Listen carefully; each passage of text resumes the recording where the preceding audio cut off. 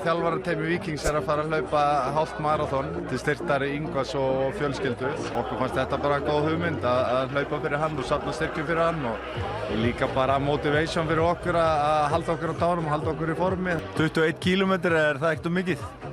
Það verður að koma í ljós, ég hef nú aldrei hlaupið svona mikið áður, þannig að við verðum bara að vera að koma í ljós, en við byrjum á rólegu tempó og sjáum hvernig þetta fer. En ég er ekkert smeykur við hlaupið sjálft og það, ég er bara smeykur við dagana eftir. Já, strákar, hvernig gekk þetta? Betur en ég átti von á. Við náðum undir 2 tímum, virkilega sáttum með það. Þetta var erfitt. Það hjálpaði manni að hugsa alla þá sem verið að hlaupa fyrir erfiðleikana sem þau eru að ganga í gegnum. Það hjálpaði manni að bíta á jaxlinn, eitthvað smá hnévandamál. Það er lítið mál að harka sig í gegnum það, þannig að líka bara svona út af hverju við erum að gera þetta. Það kom manni í gegnum endamarkið.